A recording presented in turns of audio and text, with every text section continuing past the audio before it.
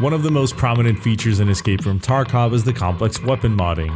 The intricate design of this mechanic allows you to experiment with a wide variety of available attachments and fit your gun to fulfill the desired role. Welcome to Gun Nut.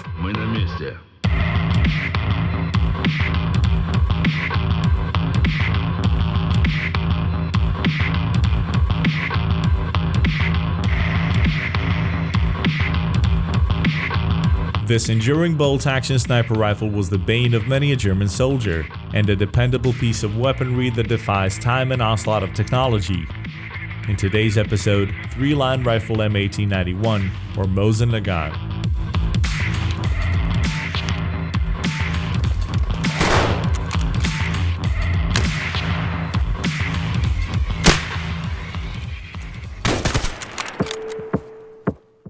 Sometimes, old school is the only school that gets the job done. The 3-line rifle M1891, colloquially known as the Mosin-Nagant, is the very proof of this concept. This robust bolt-action military rifle with an integral magazine has been a dependable companion to soldiers through both world wars, several localized conflicts, and a fair share of civil uprisings ever since it was conceived and developed between 1882 and 1891. If this is not a testament to the masterful design and engineering, hardly anything will satisfy your criteria. While it is by no means a pretty gun to look at, plus it can invoke some sneers from rifle elitists and bruise some gentler shoulders, M1891 has endured throughout history thanks to the virtue of its simplicity and the fact that it simply does not fail you. Seriously, when it comes to reliability, this venerable rifle will work every time. Just load the clip, aim steadily, and squeeze the trigger. If Mosin-Nagant was a person, they would have bore witness to the world's most talked about conflicts between the 1890s and 1960s. When compared to most other guns discussed in this series, its beginnings were quite hectic in every conceivable way. During the last gasps of the proud and industrialized 19th century, Mosin-Nagant was assembled and churned out with feverish intensity. In fact, it ended up nabbing the title of the third most mass-produced firearm ever and the second most mass-produced military bolt-action rifle with over 37 units assembled and used in the field. It stands right behind the Mauser Gewehr 98 that boasts a whopping number of 102 million pieces, and for those of you that are interested, AK-47 that holds the undisputed first place with 150 million units produced. Ever since its inception, Mosin-Nagant was used time and time again in spite of its age in a variety of conflicts around the globe, and its legacy appears to be ensured since achieving its own cultural milestone by appearing front and center in 2001 movie Enemy at the Gates. The film that didn't garner critical laurels or financial success when it came out, but which nevertheless accrued a cult status as the years went by. It is a romanticized story about Vasily Zaitsev, played by Jude Law, a man who had become legendary for his sniping prowess around Stalingrad, exactly thanks to this rifle. We can actually say that the Mosin plays a supporting role in the film, right behind Jude Law. As it turns out, Zaitsev used this gun to neutralize 242 German soldiers in the span of 4 months. His girlfriend, Tanya Chernova, also used one of the models to down around 80 enemy troopers, if not more. But they both cannot hold a candle to Lyudmila Pavlichenko, who used the Mosin to execute 309 enemy soldiers. Furthermore, a modified version of this gun was also a weapon of choice among Finnish snipers during the war, and Simo Helha, nicknamed the White Death, executed at least 500 Soviet soldiers during the 100 days of the Winter War with one such model. But let's take a step back here and explore the origins of this gun that was brought to life circa 60 years before World War II.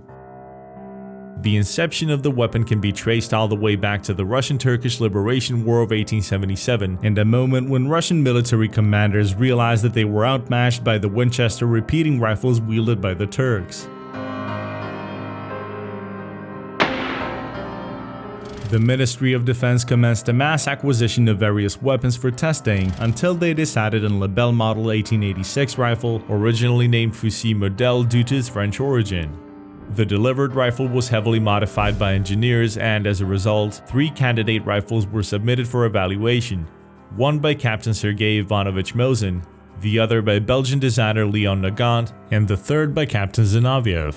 Now, as the gun's final name suggests, Captain Zinaviev's model was pretty much shelved, but when it comes to Nagant's and Mosin's designs, they each had their own sets of strengths and weaknesses.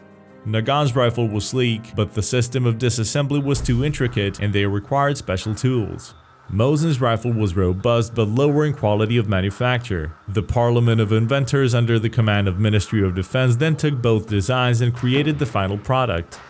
The 3-line rifle Model 1891, which was basically Mosin's design with some Nagant's details added for good measure, such as the magazine spring to the base plate attachment, 5-round clip, and an interrupter of double feeding built into the receiver, which solved Mosin's chronic feeding failures.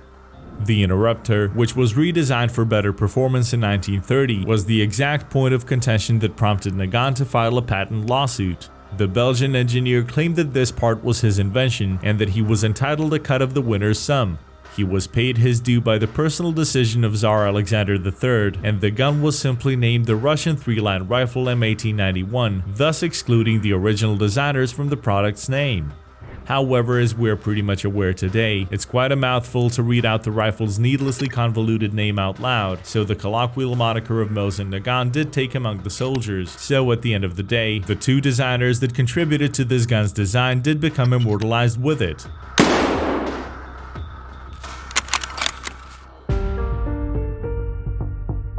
The quick succession of conflicts that started with the Russian-Turkish Liberation War established the widespread reliability of Mosin-Nagant. The first true battleground where the weapon's mettle was tested is the Russian-Japanese War that lasted from 1904 to 1905.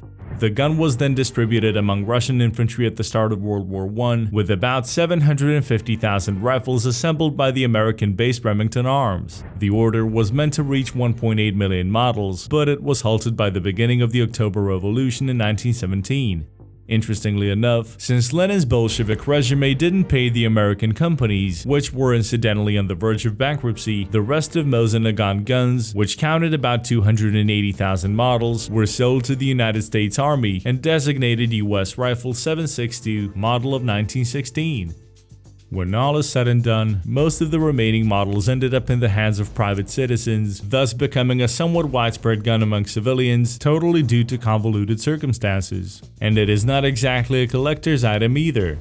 The gun was also used during the Russian Civil War when it was further refined and modernized, as well as during the Winter War with Finland. The guns were also distributed and used during the Spanish Civil War, and most famously, during World War II. The 1891-30 model was modified into a sniper rifle in 1932 and 10 years later issued with a convenient PU fixed focus scopes at 3.5 magnification for the Soviet war effort. The gun was prominently and notably used during the traumatic Battle of Stalingrad, a confrontation so gargantuan and intense that it was immortalized in countless films and video games, including the legendary Russian campaign in Call of Duty 2. Of course, as it has already been mentioned, the significant historical event was also a crucial backdrop of the film Enemy at the Gates, a story about a gifted Russian sniper Vasily Zaitsev who wielded the 1891/30 model. Throughout the entirety of war, the Mosin was lauded for its robustness, reliability, accuracy, ease of use, and light maintenance requirements.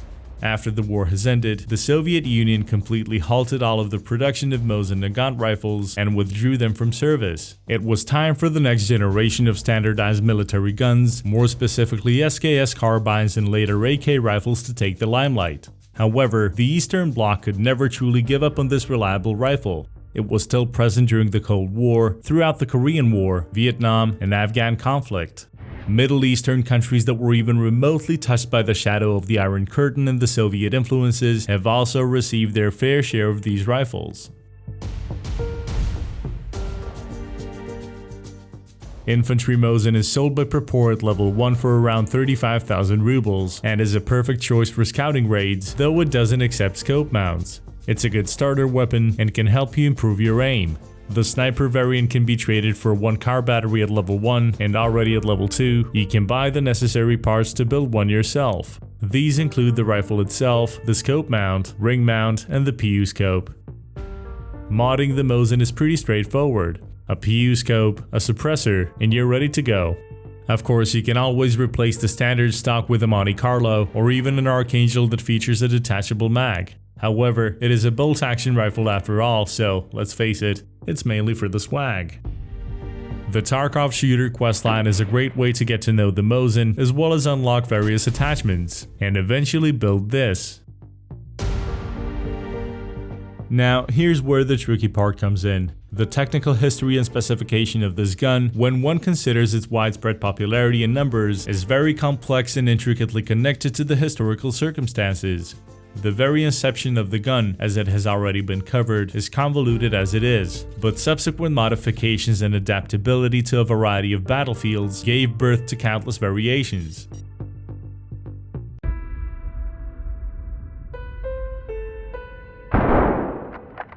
Overall, the gun's appearance is pretty much consistent throughout. It has a characteristic wooden stock, sometimes laminated, and a recognizable tear-shaped trigger. The rifle's ergonomics reflect perfectly how it handles. It's rough, easy, and accessible. It can be an effective club to hit someone over the head with once the ammunition is depleted. That being said, even though it's easy to wrap your head around how to use the gun, the recoil in such straight stocks and bolt handles can be quite punishing. These wartime efforts gave birth to the basic infantry rifle model, the 6.4 cm shorter Dragoon rifle, 1907 carbine model, which was 28.9 cm shorter than M1891, the widely standardized 1891-30 model, M38 and M44 models that were typically used during World War II, and others. So in order to avoid further confusion, let's streamline the genealogy of the rifle to the one that ended up on the battlefields of Tarkov. Broadly speaking, Mosin-Nagant shares some specifications with the famed Gewehr 98. Both of their bolt lift arcs are 90 degrees. The two major differences are, 1. While it does use two front locking lugs, Gewehr locks vertically, while Mosin-Nagant locks horizontally, and 2. Gewehr's body is one piece, while 1891's is multi-piece. However, the quote-unquote moving parts are neither many nor something you should rack your brains around for. The barrel turns clockwise, and the insertion can either take one bullet at a time or 5-round metallic clips. It is far from being the best rifle of its time. Mauser 98 and Lee Enfield models are superior in pretty much every way. Beautiful clicking clockworks of elegant design and sleek functionality. The exceptions, of course, are two aforementioned factors that count the most for a majority of people: reliability and price. The 1891 moniker added to the 3-line rifle was applied for a very simple reason: the Russian military adopted it during that year. The most common variation of the original rifle is M1891-30, also known as the 91-30 among the experienced shooters. This particular version was modernized in 1932, as it has been mentioned, with 3.5 PU fixed focus scopes, and this is the exact version of the gun that is used in Escape from Tarkov. The overall length of this weapon moves somewhere between whopping 101.35 and 128.8 centimeters, or 39.9 and 50.7 inches respectively. The caliber is 7.62x54R. In Escape from Tarkov, the default is the LPS GZH rifle cartridge, but it also accepts the 7N1 and SNB that all share the same 7.62x54 dimensions. The projectile speed of the Mosin-Nagant bullets is 875 meters per second. The fact that you have the option to insert rounds one by one means that you can have a sum total of 6 bullets loaded into the gun, one that is already in the chamber and the other 5 in the clip, which can prove to be a small yet decisive difference on the battlefield. The LPS GZH is a very powerful round, available for purchase at level 1 for a very low price. However, with overall high damage and greater penetration, the SNB cartridge should be your choice when going against armored targets. Also, and this is crucial to note, it would be wise to fire this weapon with a suppressor. Many Soviet soldiers whose life depended on this rifle suffered from damaged hearing or a complete loss of it during and after the war. It is an extremely loud rifle and one of the loudest smaller weapons in existence.